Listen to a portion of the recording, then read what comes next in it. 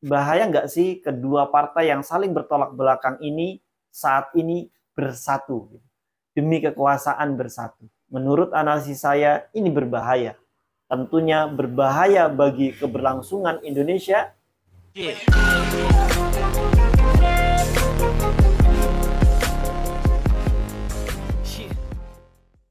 Dunia perpolitikan menjelang pemilu 2024 semakin menarik untuk diikuti.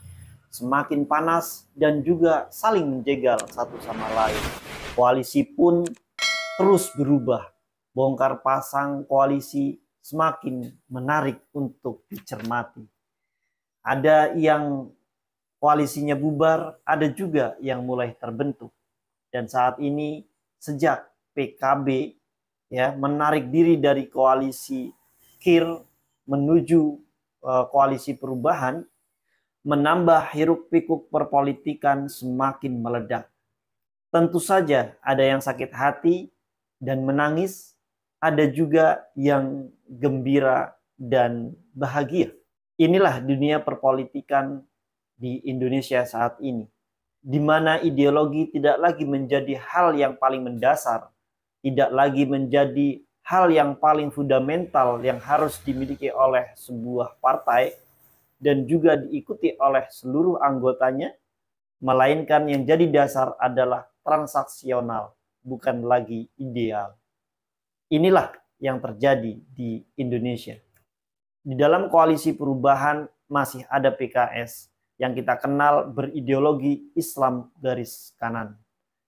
Di situ, di dalam tubuh PKS, ada gerakan-gerakan Islam kanan yang terus bersarang. Semacam Ikhwanul Muslimin, semacam Wahabi Salafisme, semacam gerakan-gerakan Islam-Islam radikal masih ada di tubuh PKS. Kini PKS satu gerbong dengan PKB atau satu koalisi, di mana PKB kita kenal sebagai partai yang berasaskan Islam tradisional atau Islam ahli sunnah wal jamaah.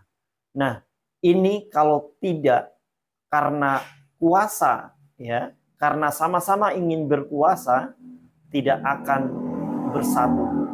Karena kehendak ingin berkuasa yang kuat, maka dua partai yang dikenal saling bertolak belakang ini di 2024 nanti bersatu, sama-sama mengusung calon presiden dan wakil presiden. Bahaya nggak sih kedua partai yang saling bertolak belakang ini saat ini bersatu demi kekuasaan bersatu? Ada yang mengatakan berbahaya, ada juga yang tidak. Tetapi menurut analisis saya ini berbahaya. Tentunya berbahaya bagi keberlangsungan Indonesia dan juga berbahaya bagi partai politik itu sendiri. Dan yang ketiga, berbahaya bagi masyarakat. Yang pertama, untuk Indonesia, jika kedua partai yang saling bertolak belakang ini bersatu demi kekuasaan, maka yang ada hanyalah mengurusi partainya saja. Tidak mengurusi kepentingan-kepentingan nasional, kepentingan-kepentingan internasional demi kemajuan Indonesia.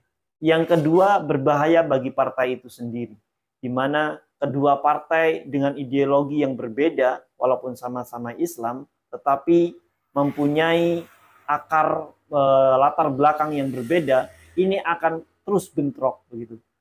Oleh karena itu, sudah dipastikan para pendukung atau pemilihnya juga bentrok begitu ya. Ada yang semula mendukung PKS dengan ideologinya, karena berhadapan dengan PKB dengan ideologi yang berbeda, maka dia tidak lagi mendukung PKS. Begitupun sebaliknya, orang-orang atau pendukung-pendukung PKB yang semula sangat mendukung PKB dan akan memilih PKB, tetapi karena saat ini satu koalisi dengan PKS, maka dia beralih atau tidak memilih PKB lagi. Itulah yang akan terjadi begitu. Jadi sudah dipastikan kemungkinan besarnya adalah pemilih-pemilih PKS, pemilih-pemilih loyal PKS dan PKB akan semakin berkurang begitu. Jadi bukannya malah akan menambah perolehan suara nanti, tetapi justru akan semakin berkurang begitu. Karena adanya benturan satu sama lain, satu dengan ideologi yang berbeda dan kepentingan yang berbeda. Kalau begitu adanya, maka koalisi ini itu berbahaya gitu ya.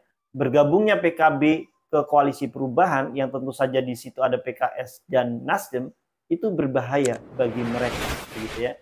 Apalagi belum apa-apa Demokrat yang semula berada di koalisi perubahan untuk persatuan ini sudah mengambil langkah yang tepat keluar dari koalisi perubahan itu.